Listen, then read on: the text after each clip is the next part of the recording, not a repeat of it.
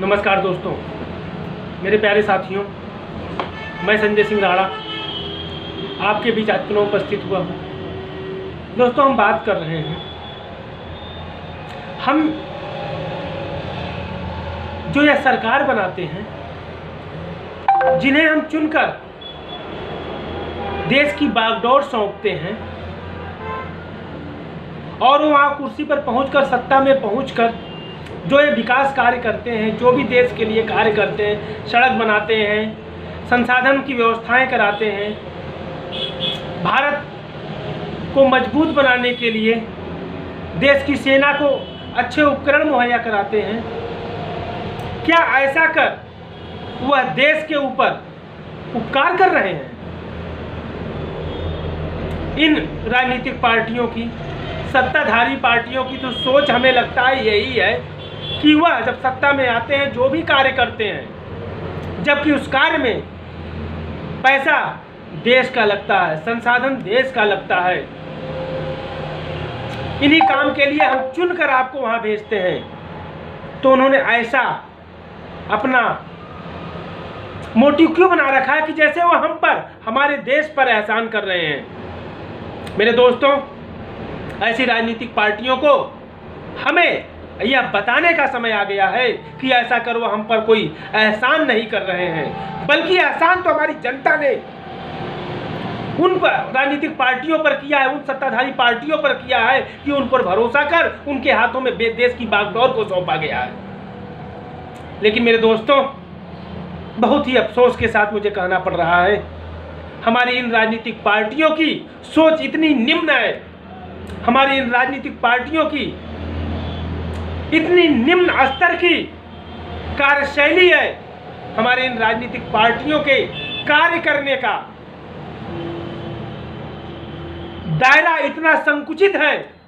कि वह सब कुछ सिर्फ और सिर्फ वोट बैंक की राजनीति में क्रेडिट लेने के लिए करते हैं। जैसे कि इनमें पैसा, इन कामों को करने के लिए जो पैसा इन्वेस्ट हुआ है, खर्च हुआ है, संसाधन यूज हुआ है, ये अपनी राजनीतिक पार्टी फंड से इन्होंने वो व्यवस्थाएं की हैं, ऐसा जताने की चेष्टा करते हैं। आप देख ही रहे हैं, यह बात हमें आज कहने का उद्देश्य ये है कि आप देख रहे हैं जिस प्रकार हमारे राज्य में, उत्तर प्रदेश में चंद महीनों में विधानसभा चुनाव होने हैं और हमारे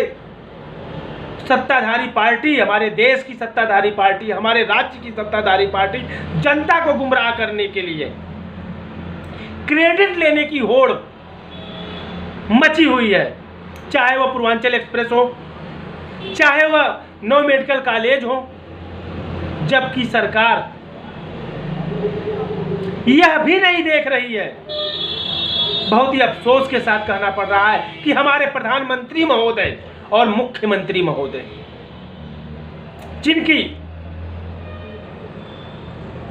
जिनके सिरों पर देश की बागडोर है, जिनका एक एक लफ्ज, एक एक कदम देश के मान सम्मान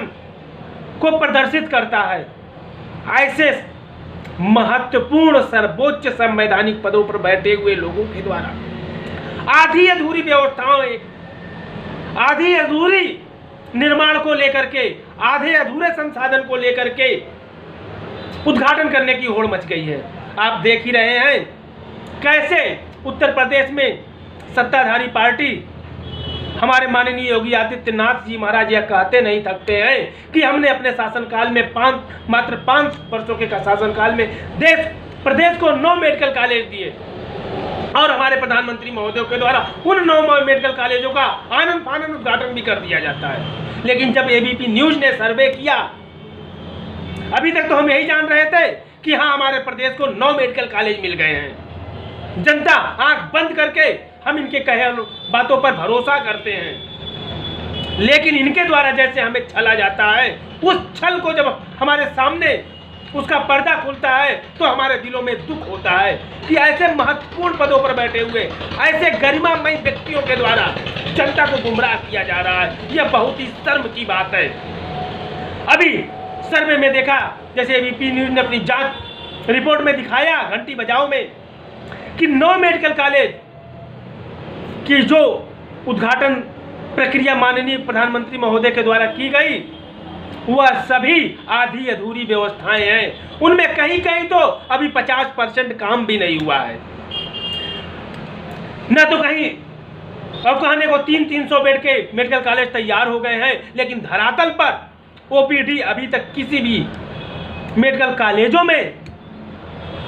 चालू नहीं हो पाई है। और उन्हें चालू होने में 2022 का चुनाव भी समाप्त हो जाएगा और हो सकता है चुनाव के बाद वह फिर ठंडे बस्ते में चला जाए, क्योंकि यह सभी जो उहापोह मची है वह सिर्फ चुनाव में क्रेडिट के लिए हो रही है। जनता का भला हो रहा है नहीं हो रहा है, इन सरकारों को कोई मतलब नहीं है। मेरे प्यारे साथियों, मैं संजय सिंह राणा, राष्ट्रीय अध्यक्ष भारतीय सर्वधर्म पार्टी, जो आपके बीच का हूं, आप ही की तरह हूं, आम नागरिक हूं, लेकिन ऐसी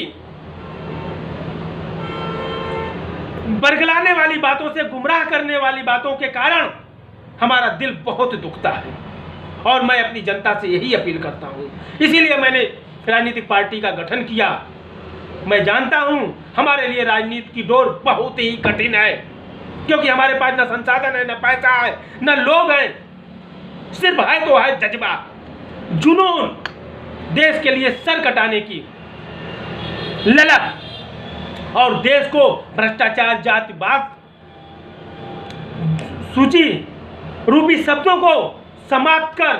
देश के युवाओं को 100% साक्षर बनाने का जज्बा, 100% निःशुल्क चिकित्सा उपलब्ध कराने का जज्बा, देश के सभी निजी शिक्षण संस्थानों का राष्ट्रीयकरण कर उन कॉलेजों में, उन संस्थानों में,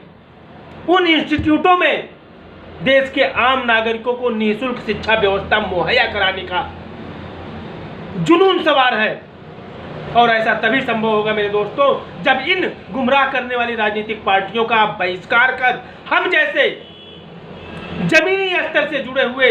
जो तन मन धन से अपने परिवार की परवाह न करते हुए, अपने बच्चों की परवाह न करते हुए, देश हित में देश को विकास के रास्ते पर ले जाने की सोच लेकर के राजनीति में आए हैं, ऐसे नए विकल्पों पर आपको